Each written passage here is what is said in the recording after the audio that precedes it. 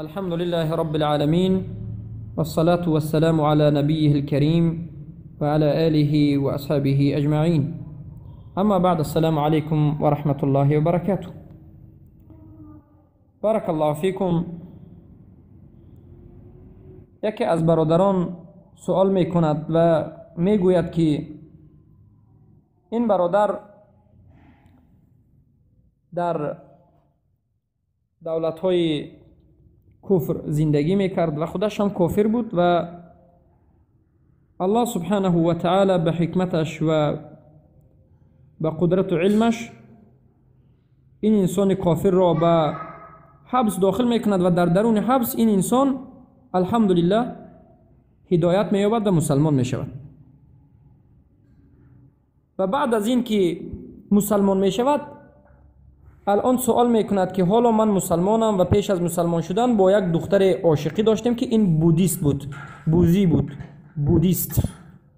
یعنی بودیست یک دختری که نه یهود است، نه نصارا است، نه مسلمان است، بودیست است، بت پرست است.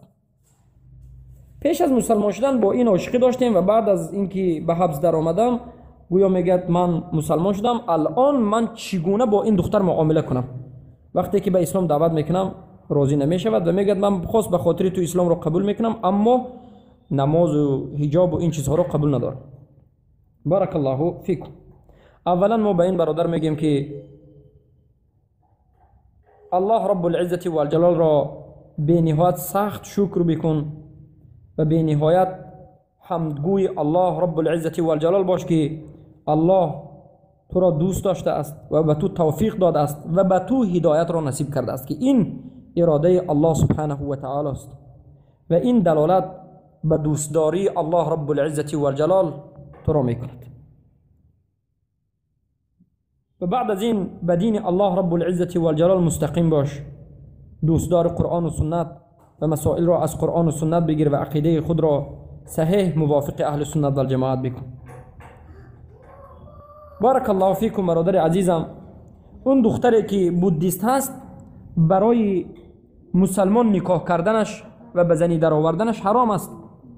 به این نص صریح و قاطع آیت قرآن عظیم در سوره بقره آمده است که در 221 الله رب العزت و الجلال میگوید اعوذ بالله من الشیطان الرجیم ولا تنكحوا المشركات حتى يؤمن ولأمة مؤمنة خير من مشركة ولو أعجبتكم ولا تنكحوا المشركين حتى يؤمنوا ولعبد مؤمن خير من مشرك ولو أعجبكم أولئك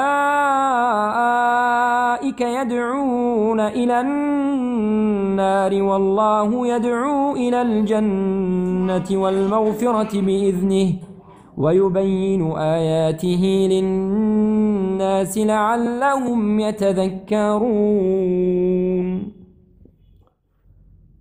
الله رب العزة والجلال در این آیت به من شما بیان میکند که ای مردهای مؤمن، زنهای مشرکه و بودیست را شما به نکاح خود ندارید تا همان زمانی که ایمان بیاورند و برای شما یک کنیز مؤمنه مسلمه بهتر از یک زن زیبایی که شما به عجب آمدید از این زیبا، این مشرکه، از یک زن خوب مشرکه، از یک زنی که شما به وی عاشق شدید که به مشرک است، یک کنیز مسلمه بهتر است.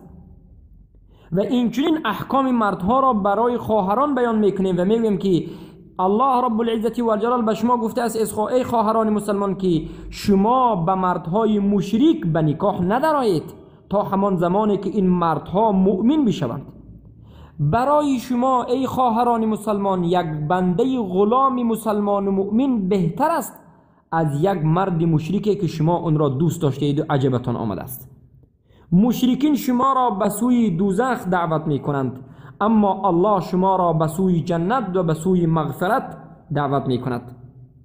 پس الله رب العزت و الجلال به اذنش به شما آیتها را بیان می کند تا که شما یادرس بشوید. عموما این آیت الله رب العزة والجلال آشکارا میگه که ولا تنكحوا المشركات حتى يؤمن. مردها برای شما حرام است که یک زن مشرکه را به نکاح خود درآورید، بودیست باشد.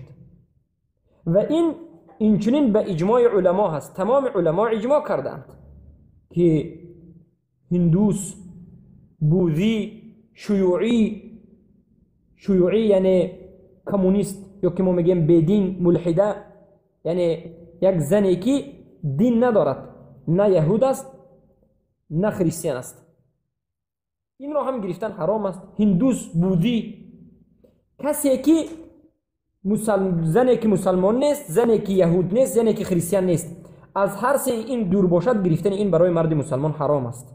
بارک الله فیکم. اما الله رب العزة والجلال یعنی از درون زنهای مشرکه اهل کتاب را گرفتنش را به من و شما به مسلمان ها اجازت داد. یعنی در اینجا کمی به دیگر مسئله داخل میشم تا که به شما بیان بکنم که زنهای یهود و نصارا هم مشرک است. یهود عزیر ابن الله میگن و نصارا عیسی ابن الله میگن، اعوذ بالله من ذلك. زنهای یهود و زنهای خریستیان هم مشرکه هست، لیکن الله رب العزة والجلال از درون مشرکه های اهل کتاب، زنهای اهل کتاب را به زنی گرفتنش را به مسلمان مردها جایز دانست. چخیلی که ما در 4-5 روز قبل به این مسئله به شما جواب دادیم. گرفتن زنهای یهود و نصارا در حالت مشرکه باشد هم جایز است و این در آیت قرآن ذکر شده است. چخیلی که الله رب العزة والجلال ذکر میکند و میگوید که والمحسنات من الذين اوتوا الكتاب، یعنی نکاح کردن زنهای اهل کتاب از یهود و نصارا اگر این زنها یک شرط را داشته باشند، یعنی اگر این زن را محسنات باشند. محسنات را ابن کثیر رحمت الله علیه میگن که عفیفات، یعنی محسنات، محسنه به معنای عفیفه. عفیفه یعنی پاک دامن، زنا نکننده. زنی که زن خریستیان و زن یهودی که یک مرد مسلمان میگیرد، باید این زن عفیفه باشد، پاک دامن باشد، به زنا معروف نباشد و زناگر نباشد. یعنی از درون زنها مشرکه را گرفتن جایز نیست، اما از درون مشرکه ها اهل کتاب یعنی یهود و نصارا را گرفتن جایز است. اما هندوس، بودیست، ملحده و بدین را گرفتن حرام است و این دین الله رب العزة والجلال است. بارک الله فیکم.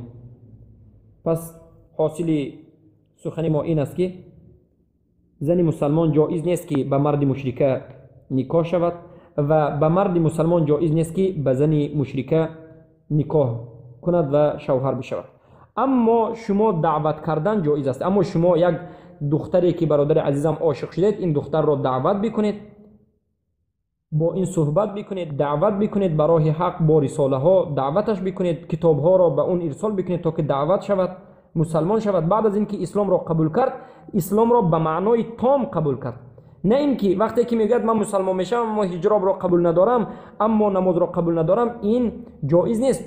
وقتی که حجاب را جهت میکند و رد میکند، نماز را جهت میکند و رد میکند، این حالا کافر است. برای همین ما میگوییم که به شما اسلام را به معنای تام، به معنای توحید وقتی که قبول کرد، شما این را به نکاح خود بعد از این درآورید و همیشه دعوت بکنید. وقتی که دعوت شد، مسلمان شد، والله به شما خیر بزرگی است. به هدایت سبب شدن، به هدایت کسی سبب شدن، این خیر بزرگی برای شما خواهد بود.